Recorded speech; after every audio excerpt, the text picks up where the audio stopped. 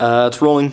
Go ahead. So guys, I'm Brady. I'm running for CTF admin. I'm not really going to go into everything I wrote on the README on Facebook, but just to give you a bit of my leadership experience, I currently help run World War III in dodgeball. And in high school, I actually went to high school on Ball State's campus at the Indiana Academy, and there I was president of their most popular club, which is their United Gay Straight Alliance Club.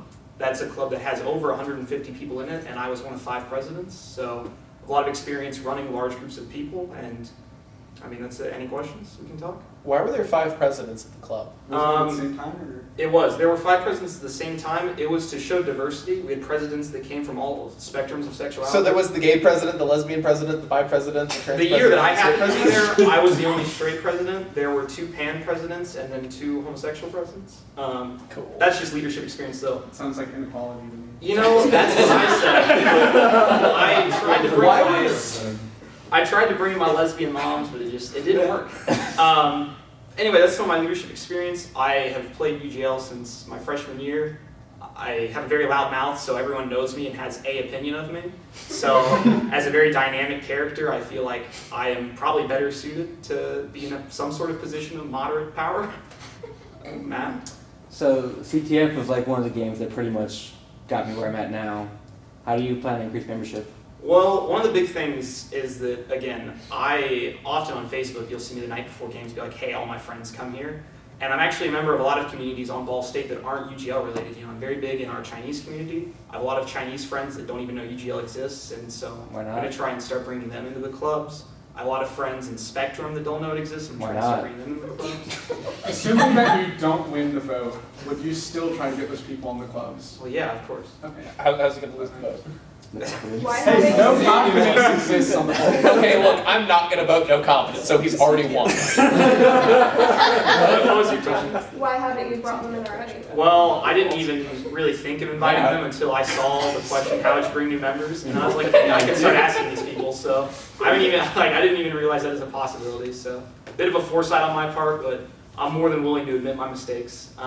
That's another thing. My probably biggest weakness is that I take things, my biggest strength and weakness are that I take things not very seriously, as I'm sure every single person in this room knows. And I feel like that gives me some unique strengths and disadvantages, which I'll answer after Spivey's question. We usually lose most of our CTF players in the winter when we move indoors. How do you make that more fun so we're not just like, it's flat and it's boring? Well, I've almost exclusively played CTF indoors so far. In fact, I've yet to play outdoors, which I'm very excited to do. Oh, where's Paul? One of the big things I'm going to do is I'm going to try to move the time so that it's not competing with Friday Night Filmworks, which can be taking some of our members away.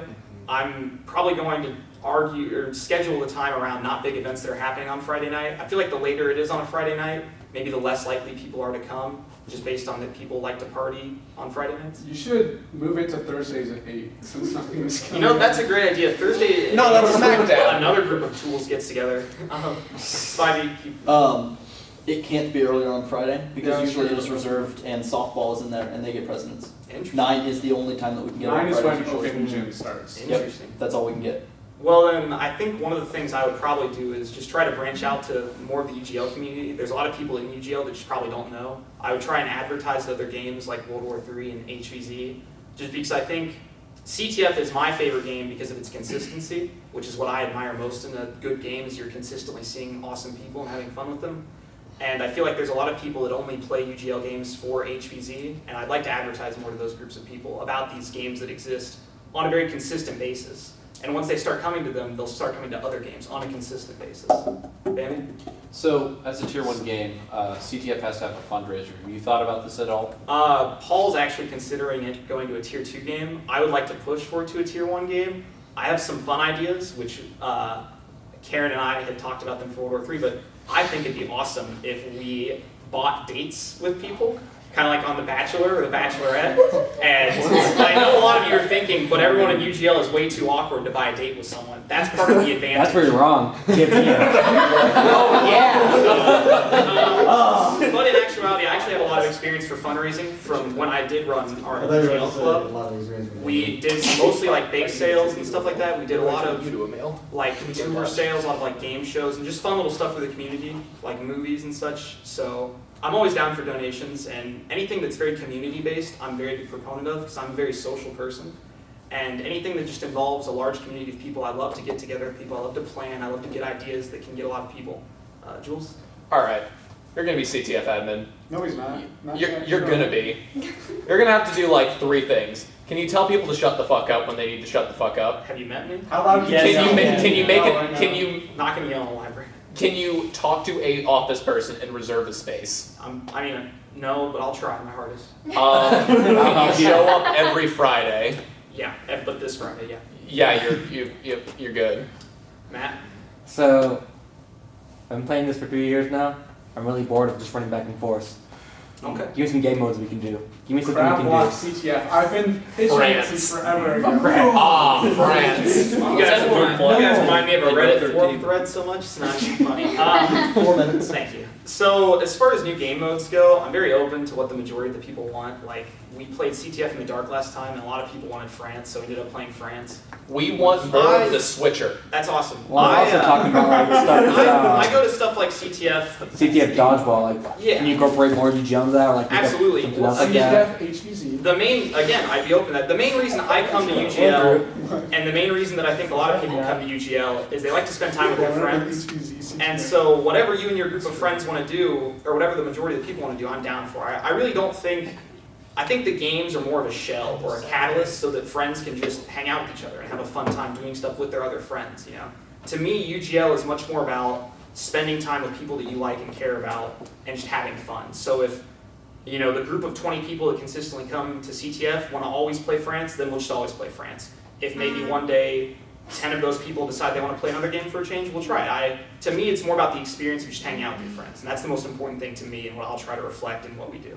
Ian? What if somebody doesn't have any friends? Well, I'm your friend, Ian. I don't have You and me. I wasn't talking about me, but are people who don't have friends not allowed to come? No, because I'll become their friend. And then they can have a friend. And then they can get more I don't friends. like that. Can you do anything about the delicious smell of Quiznos wafting down and making me hungry while I play? I actually enjoy that smell greatly, so no. But if you'd like, depending on if I do get the position, I will probably regularly buy my mod staff Quiznos or whatever food they like.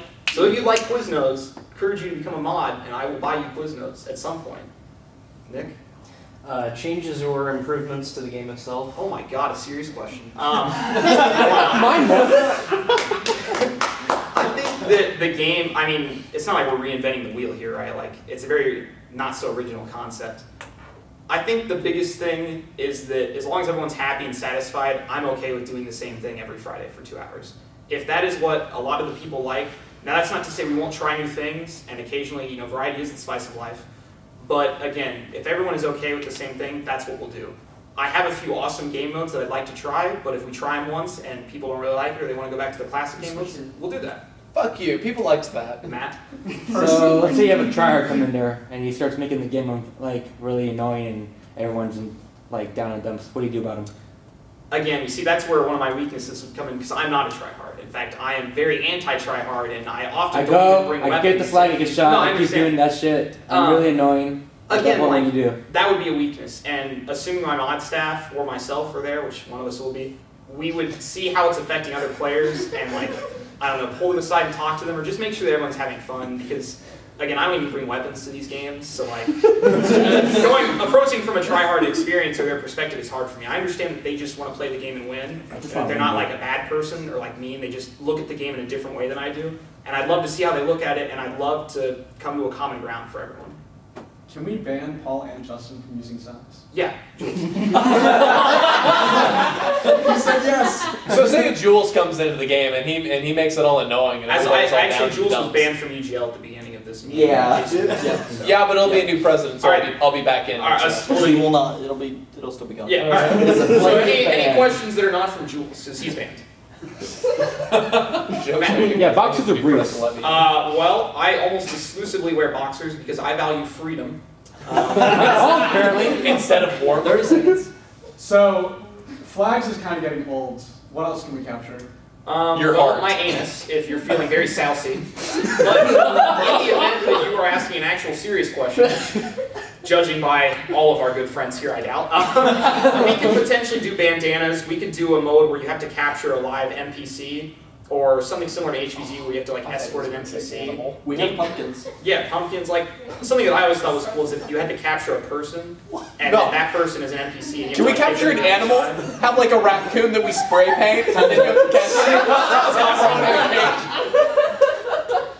it. Take it out of their cage and put it in another one. Capture the raccoon.